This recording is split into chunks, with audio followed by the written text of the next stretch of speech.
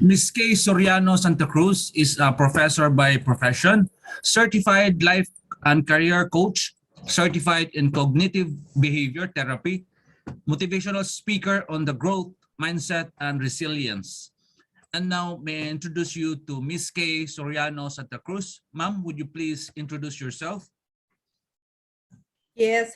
Hello, good evening, everyone. I'm so happy to be with you this evening. I didn't expect this many people, so I'm very happy to see all your faces. I understand, no? Iba't ibang parte ng Pilipinas tayo nanggagaling ngayon. So I'm so excited to talk to you this evening. I'm going to talk about myself a little bit when I do my presentation. So I think that's enough for that, Mark. Is that okay? Okay. Okay. Nakakalito, no? Dalawang Mark. Pero yes, Mark the host. Thank you. Mark Anthony Tantongco is a good friend of mine. Anyway, may we call on our next speaker, Professor Ms. K. Soriano-StaCruz. You may now start, Madam. Thank you. You don't have to be so formal. You may call me Kay, no problem. You know, I think I just, I don't know how much time I have, Mark. Do I have 15 minutes, 10 minutes? Sure. Okay. Yeah? All right. So I think I want to take off from where Mark said we are all connected, right? There is a purpose why everyone is here. There is a reason why you are volunteering for this very worthy cause. And in my work as a coach, what I have seen, lahat tayo may journey. Lahat tayo may silbi.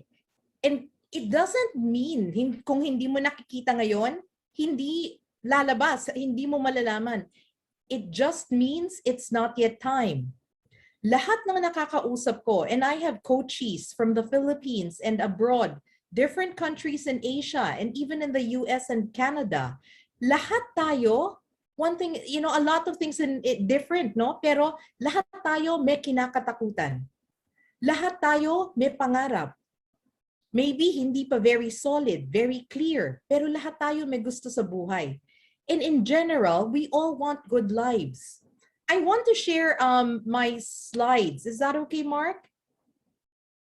Okay po, sure. Yeah, kaya lang naka-ano ako. Can you make me co-host? Okay. Okay na po. Thank you very much. In the interest of time, I'm just going to talk through the slides para, you know, mas magandang usapan. Can you see it, Mark? Okay po, okay po. Klaro lang po. Okay. Thank you. So my background is really in corporate. I was with a company for 25 years. 12 years of that, I was in Singapore. I came back in 2018, December of 2018. Sabi ko nung nasa Singapore ako, ang galing-galing ng Pilipino. Pero madami akong experience na ang Pilipino, pag kinakausap ng foreigner, may tendency na hindi nagsasalita. You know, I graduated with a degree in communication arts. And so what I thought was maybe God wants me to help more Filipinos talk. Because in my career, that's one of those things that I really saw help me, no? So I did a lot of things and I eventually came back to the Philippines. And when I landed back here in December 2018, I put together my company, Navigating Careers, for the purpose of helping even one person meet their goals. Madami sa atin gusto ng mabuting buhay, pero hindi klaro kung ano yung klaseng buhay na yon. And as a coach, that is one of those things that I help people with, right? Kasi ang problema na ngayon, lalo na ang kabataan na laging nasa social media, ang tingin nila, ang kaligayahan nila ay pareho rin dun sa nakikita nila sa iba. You have to be able to know kung sino ka para malaman mo kung anong gusto mo sa buhay. Eventually, that's what I did, no? So I was invited to give talks. These are some of the people that I did online and on the ground before the pandemic. I'm sorry, I think my screen is writing on the wall now. Pero anyway, I did individual and group coaching. And as I mentioned, I have folks abroad also. I'm not sure how to remove the squiggles there, but I don't know, Mark, if you can help me with that. Anyway, I also did some art therapy because hindi lahat ng tao gustong nagsasalita. A lot of times, pictures, and in drug rehabilitation, I think there are some art concepts also for drug rehab, no? But essentially, art is there to help people express themselves. So nung bata ako, high school ako, I would go to my friend's house. Yung mom ng friend ko, meron siyang posters all over the place. Yung posters na to, very inspirational. And one of them was in the banyo, was in the bathroom. Every time naguhugas ako ng kamay bago kumain, nababasa ko siya. This is the one I kept on seeing. Watch your thoughts. Yung mga iniisip natin form our words. What we say form our actions. And when we do something repeatedly, it becomes a habit. Our habits form our character. And isn't it interesting that it all starts with what you're thinking? So be careful. Guard your thoughts. Ano bang pumapasok sa isipan natin? Saan natin kinukuha ang mga pumapasok sa isipan natin? So that kind of brought me to this whole idea of looking at the growth mindset, no? What is the growth mindset? Can you chat with me? Can you drop me a 1 if you've heard of the growth mindset? And can you give me a 2 if you have not heard of it? 1 if you have heard of it, and 2 if you have not heard of it. Interesting. Okay, some more? All right. So a lot of us have not heard of it, no? The growth mindset. Ano ba to? The growth mindset is a very interesting concept. And I really hope, Mark, we can remove this scribble on the board, no? On our screen. I'm not sure how to do it. Does anybody? I'm not sure how to remove it. I am sorry, but I'm going to have to continue because I know we don't have much time, no? So the growth mindset, hold on a second, parang umaandaring slides. The growth mindset is simply the idea that kahit na ilang taon ka na, you can learn something new. Itong slide na to is very, very technical, right? But what it's really saying is that so long as you are living, as long as you are clear on what you want to do, you can actually learn it and teach yourself how to do it. The growth mindset is based on neuroplasticity. Pasensya na, another technical term, but scientists have discovered that when we learn something new, there are new connections that happen in our brain. So, ano yung sinasabi nila? Pwede mo bang turuan yan? Ang tanda-tanda na? Ang sagot doon, pwede. Hindi madali, pero pwede. Let's move on, no? I have here a slide that has a few bullets. And on your own, wherever you are, look through them. How many of these can you relate to? Ilan ba dito ang tingin nyo kayo? Do you avoid challenges? Pag meron bang challenges, nag-give up na lang kayo ng basta.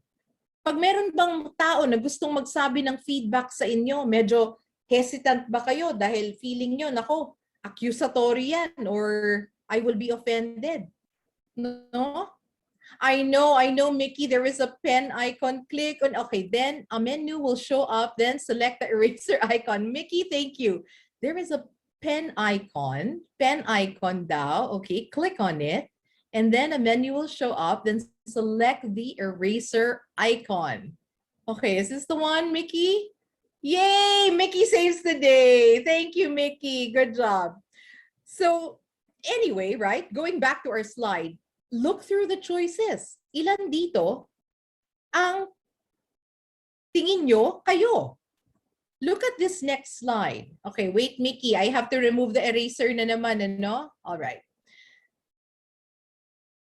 Okay, wait, mouse. Okay. All right. This next slide shows you a few more choices. Are you somebody who embraces challenges? Are you somebody who learns from feedback? And are you somebody who believes you can learn more if you work on it? Right? These two slides give you an idea of how fixed or growth your mindset is. Ano ba ang mindset?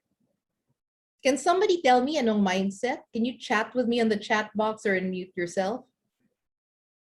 What is a mindset? Kanina pa tayo nagma-mindset. Ano ang mindset? Simply, ang mindset is how you think of things. Ilan sa atin ang nagsasabing, nako, hindi ko kaya yan? No? Focus is part of it, Larry. Very good. Focus is part of it. Right? When we are going to do something, no? Madami sa atin, yes, how you think, Peter, no? How you think. A lot of times when we are about to do something, a lot of us will say, hindi yan para sa akin. Hindi ko alam gawin yan. Hindi ko kaya yan. Magkakamali ako. If you have that kind of mindset, that is a very negative mindset, right? Planning and thinking, all these things that you're sharing, no? Alfredo, the thing you want to be involved in and get positive. Yeah, that's mindset. Sabi ni si Henry Ford, ang founder of corporation, right? Sabi niya, whether or not you know you can do things, you are right. Ibig sabihin, kung tingin mo kaya mo, kung tingin mo hindi mo kaya, tama ka. Right? That is mindset.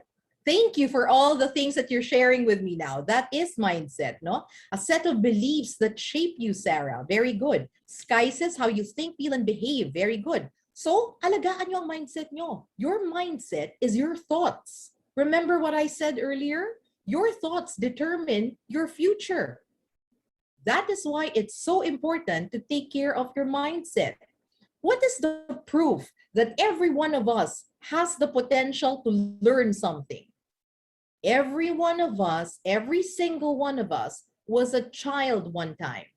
And when we were children, we didn't know how to walk, how to talk, how to feed ourselves, how to ride a bike, play an instrument, or swim. Sino sa atin ang nakainom ng tubig nung natututo tayong lumangoy? No? Meron pa siguro sa atin ako natakot dahil muntik malunod. Ilan sa atin ang nadapa nung naglalakad? No? Ilan sa atin ang nahulog, nasugatan, dumugo pa nung nagbabike tayo nung bata tayo? In every situation, did we stop? We didn't. Because we knew that if we conquered our fear, we would learn something that we would enjoy. And that was all because you wanted to do something, no? Your thought is the owner of the universe. Wow, Peter, that's very profound, no? And Venus, self-perception or belief. Yeah, mental attitude, definitely. Very important. So I'm going to give you 4 steps to grow your mindset. A very simple code here, ACTS, no? Acts of the Apostles. Awareness, choice, talking back, and sustaining it. What is the first one?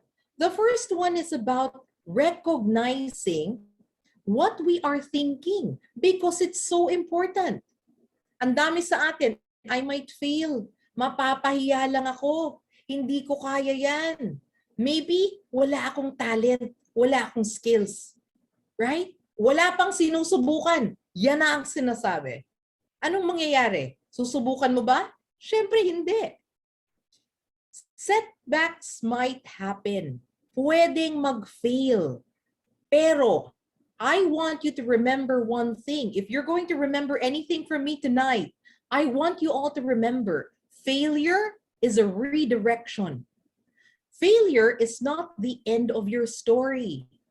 Failure is just a redirection, letting you know na meron kayong pwedeng gawin na mababago nyo ang outcome. And therefore, hindi na failure. Okay? It is always a choice. You will have two voices in your head. Minsan, tao pa eh.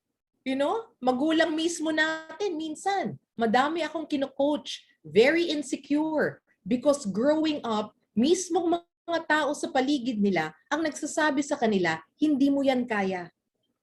That is very difficult, right? But pag tumatanda na tayo, we have the responsibility to talk to ourselves and to choose words that give us life. Bakit natin pipiliin ang makakasira? Third, we want to talk back to ourselves. No?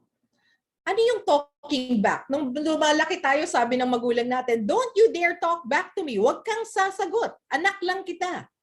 Pero ngayon, you have the responsibility really to talk back to yourself. If you are your worst enemy and you are saying to yourself, hindi mo kaya yan, how dare you? Because you are limiting your life. Kung hindi mo kaya yan, hindi mo alam, matuto ka. Paano ka matututo? Magtanong ka. No? Paano kung wala kang pagtatanungan? Magtanong ka kung sino pwede tanungin. There will always be a solution if you want to solve a problem. Finally, sustain the thinking. Hindi pwede na ngayong araw, ngayong buwan, ngayong taon, may growth mindset. Next year, wala na. Because the way we have to live our lives is to keep on improving till the day we die. To touch others and to inspire others, to help others, to be people who support others. Bakit tayo nag-volunteer? Because we want to give our time to worthy causes. We have to sustain the thinking. No? And that will give our life balance. Practice makes permanent. Practice does not make perfect. If what you are practicing is the wrong thing, you are going to be perfect in the wrong thing. So better make sure that what you're practicing is the good thing, is the right thing. Mark, do we still have time? Do I continue? Yes, ma'am. Go ahead, ma'am. Go ahead, ma'am. Okay, I We have can a few extend. more slides. All right. Yes, few we more can extend. slides. Go ahead, Thank po. you. Go ahead. So I want to continue the conversation of the growth mindset to resilience. Ano ba ang resilience? When the going gets tough, the tough get going. That is basically resilience, right? Look at these pictures. These are real people who had very serious adversities. This girl had an accident, kinagat ng shark ang kanyang kaliwang kamay. Professional siya na I think she was even vying for like a global spot, no, as a surfer. How can you balance on your surfboard with very high waves with one hand? It's very difficult, and yet she kept on going. Look at this guy. This guy was stranded in Alaska for a few weeks. Wala siyang kasama, naubos na yung pagkain niya. Did he give up? He wrote on the snow, SOS, for the chance that somebody would pass and see it. Nakita siya. Look at this girl. This girl has no hands. And yet, persevered. Nanalo siya ng handwriting competition. Alam niyo yung ginagawa niya? Iniipit niyo yung pen sa dalawa niyang arms. This is my mom. My mom is a very wonderful, wonderful mother. You know, she's very supportive. Lahat na ng gusto mo. Ang dami-dami kong kaibigan pumupunta sa bahay, calls her mom also. And, you know, my mom had a stroke in 2009. We spent the New Year in the ICU looking at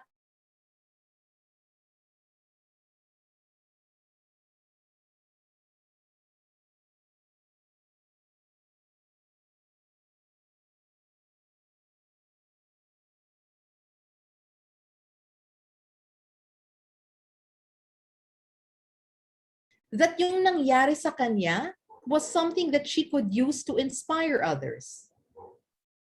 And that is resilience. Resilience is remembering you are good enough, that everyone can be better. We have to stop comparing ourselves with others because we have our own journey. Atin yan. Individuality is being unique and special. Learning something new every day is our right, and we should enjoy that. I hope you're learning something new from me today. We want to initiate ideas and enjoy life itself. We want to nurture body as well as soul. When we are addicts, meron ako mga nako-coach na addicts, not just on drugs, you know, a lot of different addictions are out there. And a lot of times they forget to love themselves and to love what they have been given by God, right? So once we do that, we want to be able to care about others too. And finally, everyone, expect that some days just won't be great. We will always have pits and valleys, but we celebrate the days that we can enjoy, no? So finally, as I close and as I end, I want everyone to raise their hands. Raise your right hand nga. Everyone who is on camera, raise your right hand. Can you see it, Arlene? Good, Arlene, good. Mark, no? Raise your hand. Marjorie, very good, good. Okay. I want you to raise your right hand higher. Mas mataas nga, mas mataas. Arlene, good, good. Sharon, excellent. Julio, I see you. Emilio, very good, wonderful. What happened when I asked you to raise your hand the first time? What did you do? What happened? Chat with me nga. What did you do when I asked you to raise your right hand lang? Or you can unmute yourself if you want, if you're not so shy. What happened? Bakit hanggang dun lang? Okay, go ahead. Go ahead, Sarah. You want to answer?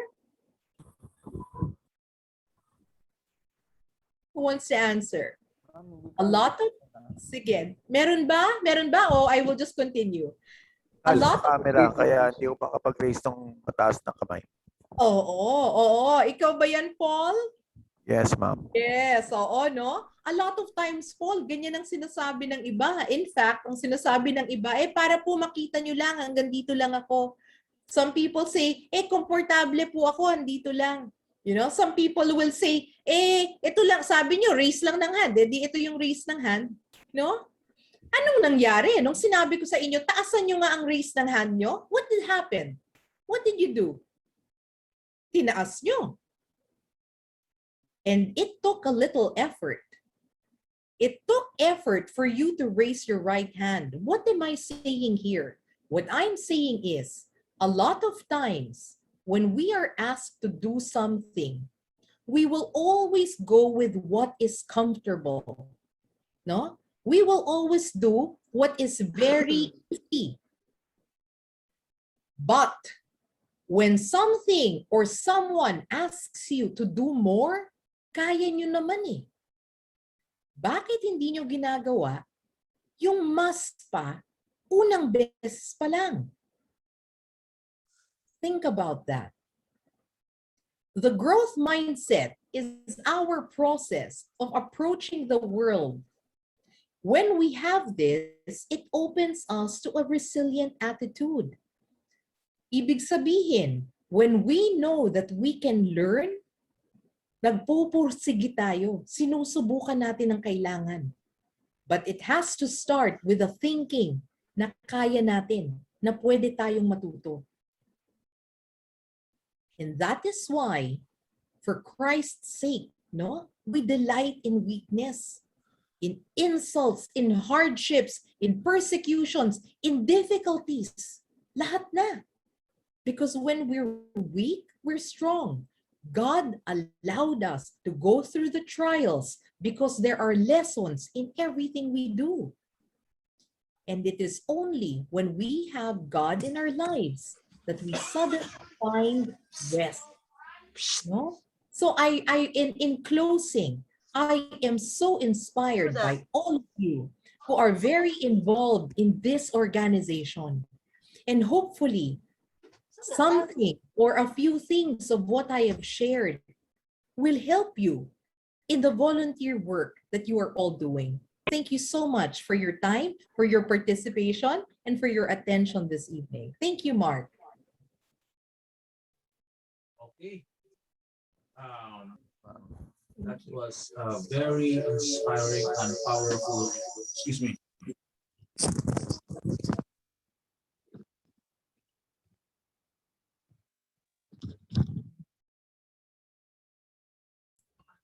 Okay, that was great. Very powerful words and encouraging stories from our guest and co-host. Okay, guys, we welcome you to any questions, everybody from the audience or from our participants. Anyone? May mga questions ba kayo? Mark, this Go is ahead, not a Pastor. question but a commendation. Thank you, Kai. It's very good.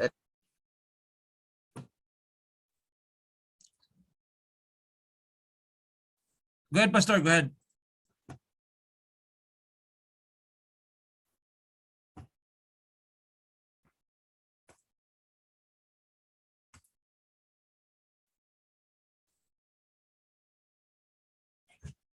Naputol ta. So ano eh?